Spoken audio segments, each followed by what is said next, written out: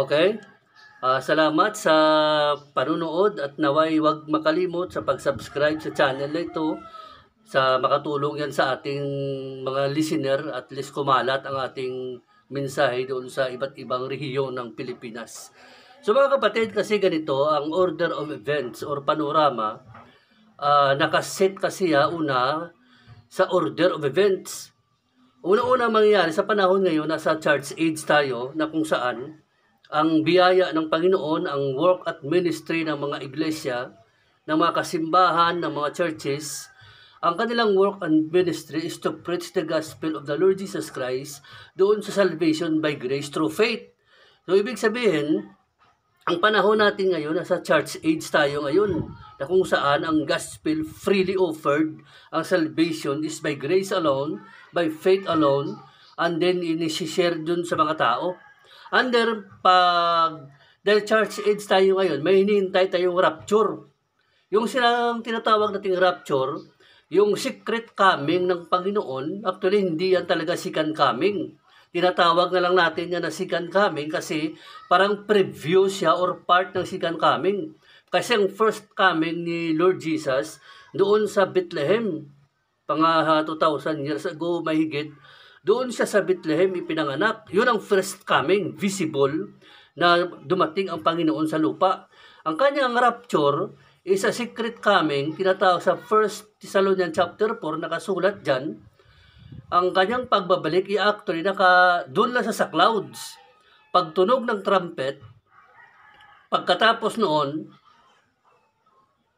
ay magkakaroon ng, alam mo, parang siyang lilipad yung mga Kristiyano. Ang rapture kasi, catching away. Parang inagaw kang bigla doon sa alapaap. Si Kristo sa rapture, sa kanyang pagbabalik, hindi siya aapak dito sa lupa. Hindi. Doon na sa clouds. Yung kasi sinabi ng 1 Thessalonians, sabi ni Pablo na ang Panginoon, andoon sa alapaap, tayo ang sasalubong sa Kanya. Not have you to be ignorant, brethren, concerning them which are asleep, that ye sorrow not, even as others which have no hope. For if we believe that Jesus died and rose again, even so them also which sleep in Jesus will God bring with him.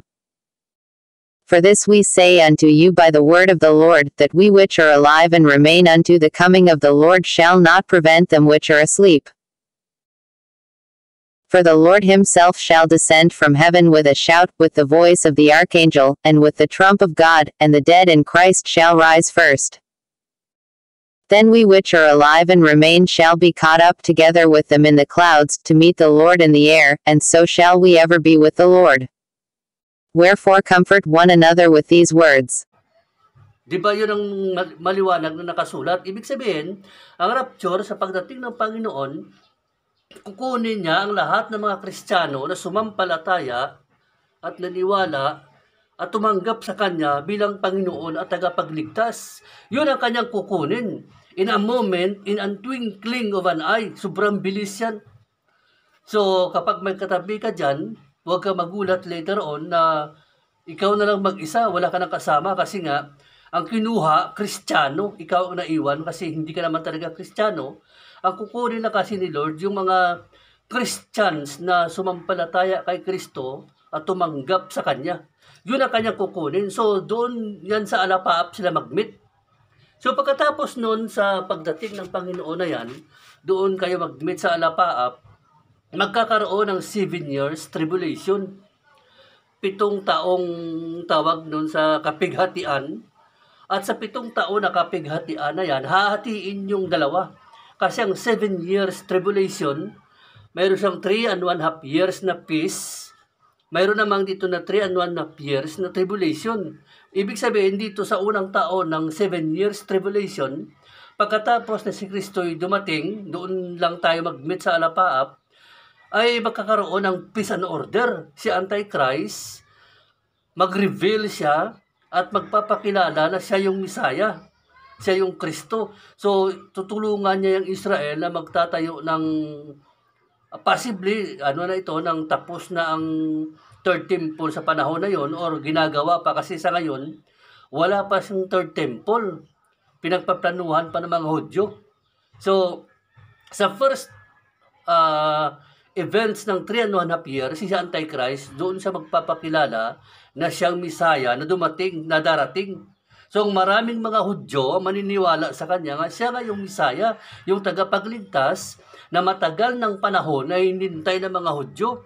So, pagkatapos noon, sa 3.5 years, ma-reveal ang kanyang pagkatao ng Antichrist na ito at ma-realize ng mga Hudyo na manininlang pala ito, peke ito.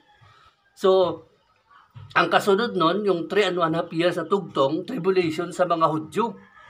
I-persecute ang mga Hudyo, even papatayin ang mga Hudyo kung saan sila masumpungan. Kasi si Antichrist magpapakilala ng siya yung Diyos. Diyan mismo sa Book of 7 Years. 7 years na tribulation. And then, sa pangyayari na gano'n, magkakaroon ng chaotic na panahon ang mga Hudyo. Kasi tinatawag nga dyan sa Book of Daniel, ng Jacob's Trouble. Kasi talagang magulo yan sa part ng Israel, sa last part ng 3.5 years. Jacob's Trouble yan eh. And then, sa 7 taon na habang dito sa lupa ay busy ang mga tao sa mga pangyayari at world events, doon sa langit, mayroong 7 Bema Judgment. Sa within sa 7 years, doon naman sa itaas ng kanyang kaharian, yung kinuha ng Panginoon doon mismo sa Alapaap, no doon ka nag-meet, hatulan kayo ng Panginoon, magbibigay siya ng rewards. At hindi siya hatol na mapunta ka doon sa impyerno, mapunta ka sa langit. Kasi nga, ang paglilingkod natin dito sa lupa, may kaakibat yan na regalo. Kumbaga, may reward yan, may padya. So, bibigyan ni Lord ng blessing at reward yung mga maglingkod sa kanya sa lupa nung panahon na sila'y naging tapat sa Panginoon. At ang iba naman, malungkot, walang rewards.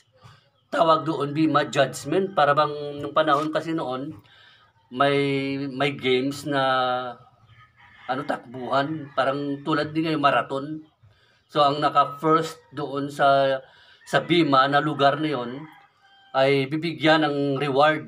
Yun ang halimbawa ng Bema Judgment na sinasabi sa Book of Corinto, na ang Kristiyano magbibigay ang Panginoon ng reward. So, dito naman sa lupa, pagkatapos ng 7 years tribulation, si Kristo, ito nang talagang darating na siya. Ito nang tunay na second coming.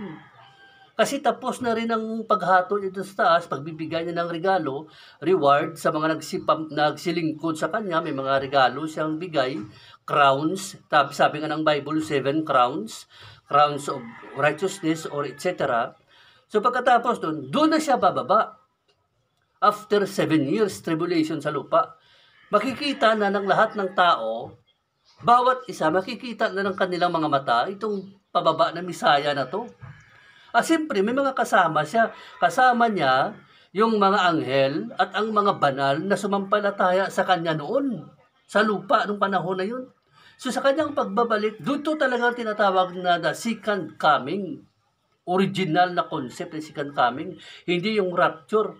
Although ang Kristiyano naman kasi, ang rapture, sinasabi nila yan na second coming na rin yan. Basta dumating siya eh. Pero kasi secret coming yan. First phase, kumbaga, itong second coming, pagdating niya, live ito. So may kasama na siya mga anghel, may kasama na siyang mga banal, pababa na doon sa lupa. At siyempre doon sila sa Israel maglanding. Ganun yan eh. At ayon yan sa pag-aaral sa Book of Revelation, ganun nga ang mangyari, pababa nito. And then, every eye, ang sabi doon sa Book of Revelation, bawat mata makakakita sa kanya. Siyempre, sa panahon ngayon, alam mo naman, uso ng social media, lalo na ngayon, bawat isa may cellphone na. At lalo pa, pag dumating ang Panginoon, mula sa taas, meron namang satellite doon, nakukunan sa talaga ng camera, mga video. So, pagdating niya, hindi yan magiging sikreto. Ano yan eh, live na live yan eh. Kumbaga nakakatakot, nakakabigla at hindi mo maintindihan kasi nga doon pa lang sa taas, pagbaba niya, makukunan na siya ng ng camera, ng satellite na bumababa na. And then bawat isa sa atin, makikita na dito sa Facebook Live na ito na, bumaba na. Kasi ang purpose talaga ng Panginoon, ang pagbaba niya rito, i-abolish lahat ng kaaway, yung tinatawag nila ng Battle of Armageddon, iabuli siya lahat ng kaaway kasi nga ang purpose niya kung bakit siya bababa rito sa lupa. Magkakaroon ng millennial reign ang Kristo na to kasama ang kanyang mga banal. Ang millennial reign is 1,000 years na reign ni Christ ayon sa isinulat doon sa banal na aklat. 1,000 taon ng paghahari ng Kristo na to sa lupa kasama ang kanyang mga banal. So, very easy na ang panorama, maintindihan na yan. And then, siyempre, pagbaba niya rito, kailangan talaga na magkaroon ng 1,000 years na ng government kasi maraming natatanong, bakit kailangan pang si Lord na magkaroon pa ng 1,000 years na mag-reign siya? Ano pang silbi nun? Pwede naman niya diretso to eternity na. Kasi alam mo kapatid, ang totoo, sa paniwala ko kasi, ang tayo as government, nabilong tayo sa ilalim ng gobyerno, naghahanap tayo ng government na perfect. Kumbaga, peace and order, matiwasay, walang giyera, ilang presidente nang dumaan, magulo pa rin, di ba? Buong mundo yan, pero isa-isa sa kanila, pag sila'y nanalo, magkakaroon ng peace and order, tahimik ang buhay. Pero pag naging presidente sila, palpak pa rin. Kasi nga, ang peace and order, ang peace na hinahangad ng tao na mabuhay sa kasama ng presidente na to, hindi mangyayari. So, ang paniwala ng mga theologian na ang Kristo bababa na to, kasi siya lang talaga ang pwedeng magbigay ng 1,000 years ruling na punong-puno ng kapayapaan. Sa panahon na yun, sa within 1,000 years ng kanyang pag-reign, sabi nga ng prophecy ng Isaiah, ang mga baril daw, mga bakal, yung pandigma, gagawin na lang yan, gamit na pangbungkal ng lupa. Tsaka yung leon at tsaka yung karnero o tupa, magsasama na lang doon. Hindi sila mag-aaway, pati mga ahas. Walang sakitan sa banal na syudad sa 1,000 years na kanyang pag-reign. At siyempre, sa pagbaba ng Panginoon, nagkakaroon ng digmaan. At ang target doon, darating sa 1,000 years na yan, huhulihin si Satanas. Pagkahuli ka Satanas, according sa Book of Revelation, itatapon sa doon sa bottomless pit. Diyan lang siya muna within 1,000 years kasi nga, ang sikreto talaga ng gulo sa mundo, si Satanas. So kung si Christ mag-reign 1,000 years, hanggat nandyan ang diablo, manggugulo yan. Magaling yan sa kumbaga mga magaling na chismoso yan. So, ang gulo, patuloy na mangyayari pag si Satanas nandyan. Kaya nga pagbaba ng Kristo na to, kasama ang kanyang banal, para mag-reign sa within the maximum of 1,000 years, kailangan hulihin niya ang diablo na to, ipasok sa kanyang kulungan sa bottomless pit. I saw an angel come down from heaven, having the key of the bottomless pit and a great chain in his hand. And he laid hold on the dragon, that old serpent, which is the devil, and Satan, and bound him 1,000 years. And cast him into the bottomless pit, and shut him up, and set a seal upon him, that he should deceive the nations no more, till the 1,000 years should be fulfilled, and after that he must be loosed a little season. Yung sinasabi doon, then, after 1,000 years, magkakaroon na ng, kumbaga, pag tinignan mo after 1,000 years, tapos na. Tapos ng tapos ng pag-rule niya. So, si Satanas, ulit? Kumbaga, tatanggalin niya doon sa kanyang prison na bottomless pit. Muli siyang lalabas, i-release si Satan, according sa Book of Revelation, i-release siya sa kanyang bottomless pit. Muli siyang mandaraya. Dadayain niya ang bawat syudad, bansa, lahat-lahat. So, magkakaroon na naman ng gulo. Ang tawag doon, the Battle of Megiddo. Tapos noon, pag nagpaula na ng apoy, susunugin na lahat ng Panginoon ang mga bagay sa mundo. So, ang mangyayari noon, magkakaroon ng Great White Throne Judgment. Lahat ng mga tao, small and great, hahatulan ng Panginoon sa pinakamalaking paghatol sa kasaysayan ng mundo. At hindi mo na siya mabibili na salapi. Ang tawag sa Bible doon, Great White Throne Judgment, kasi nga, lahat ng unbelievers haharap sa trono na yan para ng panahon na ng paghahatol. Siyempre, hindi kasali ang mga mananampalataya doon. Ito lang yung mga unbeliever, infidel, mga hindi sumampalataya kay Kristo ang haharap lahat doon sa Great White Throne Judgment.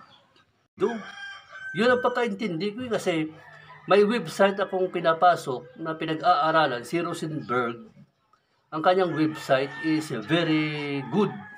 Kaya nga ilagay ko siya dito sa ilalim ng video na to ang link ng kanyang website para kayo, pwede rin kayong mag-click dyan at pasukin ang website niya. Tignan nyo ang kanyang mga practical, maganda.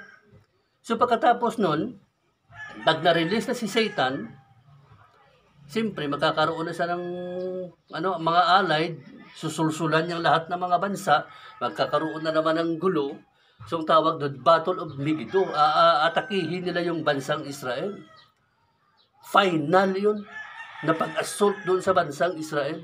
Pero to make the story short, ay magpapaula ng Panginoon ng apoy. Susunugin niya lahat ng nakikita mo rito sa lupa. Lahat-lahat, walang matira. Kasi ang plano niya pagkatapos nun, papasok na ang new heaven, yung new earth, na kung saan lahat ng kanyang iniligtas, doon niya ilalagay. Katunayan, sa new earth na yan, doon niya ilalagay ang kanyang paraiso, ang kanyang kaharian. Diyan niya ilalagay sa new earth. And I saw a new heaven and a new earth, for the first heaven and the first earth were passed away, and there was no more sea. And I, John, saw the holy city, New Jerusalem, coming down from God out of heaven, prepared as a bride adorned for her husband. Yun ang plano at panorama at order of events sa mangyayari sa uling panahon. So, pag nangyari yon, dumating na yung Battle of Megiddo, umula na ng apoy, sunugin na lahat ng kanyang kaaway, and then, according sa 2 Peter, sunog lahat yan. Pagkatapos nun, gagawa siya ng new heaven and new earth according sa Revelation 22. I make all things new. So, paggawa niya ng heaven and earth na bago, hindi natin alam kung ang size ng earth, na new earth na gagawin niya, the same size na nakikita natin ngayon. At hindi rin natin alam kung ang heaven na gagawin niyang new heaven is very good. Hindi natin alam kung mas pagagandahin niya. O ang laki ng earth, mas palalakihin niya. Pero sa earth, may magbabago sa gagawin niya. Kasi sa gagawin niyang new earth, walang dagat. Wala kang makitang barko. Kasi nga, tatanggalin niya yung dagat, wala na. Kasi ang dagat, disturb yan sa pag-travel mo. Halimbawa, dito ako ngayon sa Negros Occidental, pupunta ako ng Maynila. Tatawid ako ng barko.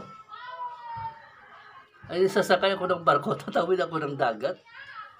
So, disturb siya. So, sa New Earth, tatanggalin ni Lord lahat ng dagat at ang buong Earth ay magiging buong paraiso, and then, para walang disturb, mag-travel ka. Kaya kahit lakarin mo lang, from dito papunta ron sa malayo, walang problema kasi nga wala ng dagat. Yun ang talagang plano ng panorama pag pinag-aralan mo sa Bible School.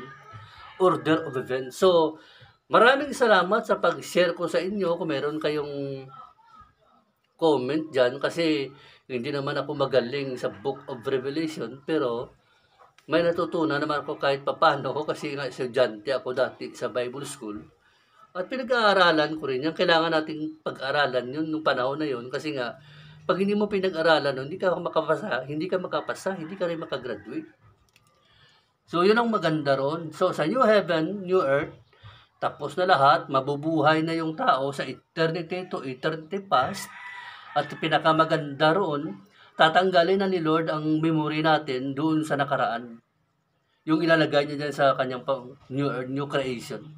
Kasi nga, masaklap yan pag nandun ka sa new heaven, new earth, maalala mo pa yung pamilya mo sa impyerno na, hindi malulungkot ka.